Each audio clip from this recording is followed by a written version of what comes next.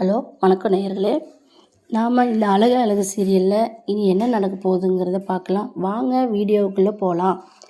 அழகு அழகு சீரியலில் இனிமே தான் மதி தங்கராசை வச்சு செய்ய போகிறான்னு நினச்சிக்கிட்டு வீட்டுக்குள்ளே போகிறாங்க. அம்மா அப்பா மதிக்கு ஏதோ சொல்ல வராங்க. ஆனால் மதி, நானே இந்த வீட்டில் எல்லாத்தையும் பார்த்துக்கிறேன், நீ எனக்கு எதுவும் தெரியும், நீங்கள் கிளம்புங்க அப்படின்னு சொல்லிடுறாங்க. அவங்களும் கிளம்பிடுறாங்க. உடனே ரூமுக்கு போகிறாங்க. சுரேஷ் ரூமுக்கு போய் மதி தேங்க்ஸ் அப்படின்னு சொல்ல வராங்க.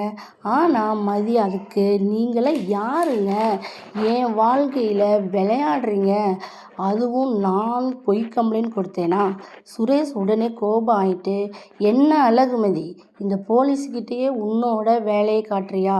சொல்ல, நான் கேஸ் வாபஸ் வாங்கினதுனால தான் உங்களுக்கு வேலை கிடைச்சிது, அது எப்போவுமே உங்கள் மனசில் இருக்கட்டும். சுரேஷ் ஒரு பக்கம், இந்த பொண்ணு எப்போவுமே சண்டை போடுறதையே ஏதோ வேலையாக வச்சுக்கிட்டு இருக்கா அப்படின்னு சொல்கிறாங்க.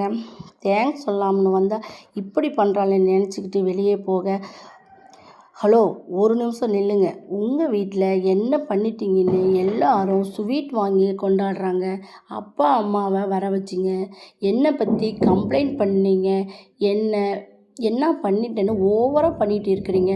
ஆமாம், நீ இப்படி ஓவராக திமிர் பண்ணிட்டு இருந்தால் இப்படித்தான் சொல்லுவாங்க. அதுவும் என்ன சொன்னாங்க, உங்கள் பொண்ணு யார் சொல்கிறதையும் கேட்குறதில்ல அப்படின்னு தானே சொன்னாங்க. அப்படியே நீங்கள் சொல்கிறதுக்கு நானும் வரேன். நீங்கள் பண்ணுறது மட்டும் கரெக்டாக? உங்கள் அப்பா அம்மா உங்களை மட்டும் கரெக்டாக வளர்த்துருக்காங்களா? அந்த தங்கராஜ் கூட சேர்ந்து ரவுடித்தனம் பண்ணிக்கிட்டு இருக்கீங்க அப்படின்னு சொல்கிறாங்க. சுரேஷ் அப்படியே அமைதியாக இருக்கிறாங்க. பேசுகிறதுக்கு கொஞ்ச நேரம் கூட ஆயிடாது. எங்கள் அப்பா அம்மா என் பக்கத்தில் இருந்தாங்க, அதனால் நான் சும்மா இருந்தேன். இனிமேல் உங்கள் அப்பா அம்மா ஓவராக ரூல்ஸ் போட்டாங்கன்னா சும்மா இருக்க மாட்டேன் அப்படின்னு சொல்ல வர, உடனே தங்கராஜ், என்னடா சுரேஷ், மதி உங்ககிட்ட ஓவராக பண்ணுறாளா அப்படின்னு கேட்க, அதெல்லாம் ஒன்றும் இல்லை மாமா அப்படின்னு சொல்கிறாங்க சுரேஷ். மதி என்கிட்ட வாபஸ் வாங்கின விஷயத்தை பற்றி பேசுகிறாங்க, வேறு ஒன்றும் இல்லை. உடனே மதி மனசுக்குள்ளே, இந்த பயம் எப்போவுமே இருக்கட்டும் அப்படின்னு நினைக்கிறாங்க.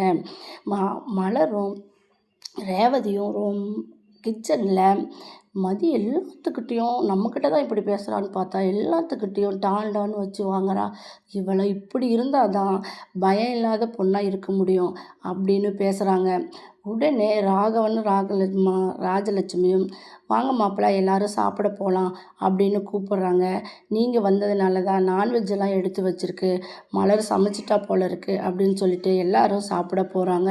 சாப்பிட போகும்போது எல்லாரும் அந்த வேஸ்ட்டை எடுத்து தரையில் வைக்கிறாங்க. தரையில் வச்ச உடனே மதிக்கு அது ரொம்ப கஷ்டமாக இருக்குது.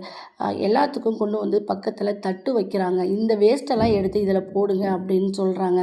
மலரக்கா பாவம் இல்லையா, எல்லாத்தையும் அவங்களால செய்ய முடியாது அப்படின்னு சொல்ல வர, அதுக்கு ராகவன் நான் இந்த வீட்டை எவ்வளோ கஷ்டப்பட்டு வாங்கினது எனக்கு நல்லா தெரியும் மதி, எனக்கு நீ ஒன்றும் எதுவும் சொல்லக்கூடாது அப்படின்னு சொல்கிறாங்க. உடனே, ஆமாம், நாம் ஏதாவது சொன்னால் இவங்களுக்கு கோபம் வந்துடும் அப்படின்னு நினச்சிக்கிறாங்க. மறுநாள் காலையில் சுரேஷ் வேலைக்கு போய்கிட்டு இருக்கும்போது, மதி நம்மளுக்கு கஷ்டப்பட்டு இந்த வேலையை வாங்கி கொடுத்துருக்கா, நாம் இனிமேல் ஒழுங்காக நடந்துக்கணும், இந்த வேலையை நல்லா காப்பாற்றிக்கணும் அப்படின்னு சொல்லி நினச்சிட்டு போகிறாங்க. போயிட்டு திரும்ப வரும்போது ஏதாச்சும் ஒரு ஆக்சிடெண்ட் நடந்துருது. அது சரி, நம்ம எப்படியாவது சமாளித்து வீட்டுக்கு போயிடணும் அப்படின்னு வராங்க. எல்லாரும் சுரேஷை பார்த்து, என்னடா இப்போ தான் வேலைக்கு போனேன், அதுக்குள்ளே இப்படி ஆக்சிடெண்ட் நடந்துருச்சு அப்படின்னு அப்பா அம்மாலாம் கேட்குறாங்க. அதெல்லாம் ஒன்றும் இல்லை அப்படின்னு சொல்கிறாங்க. என்ன எல்லோரும் பேசிகிட்டே இருக்கிறாங்க அப்படின்னு நினச்சி மதி உடனே போய் சுரேஷ் ரூமுக்குள்ளே கூட்டிகிட்டு போய் எல்லோரும் ஃபஸ்ட் எய்டு பண்ணுறாங்க. அப்புறம் நீங்கள் இங்கேயே படுங்க, நான் சாப்பாடு உங்களுக்கு எடுத்து வந்து ஊட்டி விட்றேன் அப்படின்னு ஊட்டி விட்றாங்க. உடனே தங்கராஜ் கேள்விப்பட்டு வீட்டுக்கு வராங்க. எங்கே அப்படின்னு கேட்கும்போது, ரூமில் தான் இருக்கிறாங்க அப்படின்னு மாப்பிள்ளை அப்படின்னு 2 பேரும் சொல்கிறாங்க. ரூமில் போய் மாமா வாங்க அப்படின்னு சுரேஷ் கூப்பிடுறாங்க. என்னடா ஆச்சு என்ன அப்படின்னு சொல்லும்போது, அதெல்லாம் ஒன்றும் இல்லை மாமா, நாங்கள் சும்மா தான் கேஸை பற்றி பேசிகிட்டு இருந்தோம் அப்படின்னு சொல்கிறாங்க. 2 பேரும் சேர்ந்து வாழ்வாங்களாம் இல்லையா அப்படிங்கிறத பற்றி அடுத்த நாள் எபிசோட் பார்க்கலாம். வணக்கம்.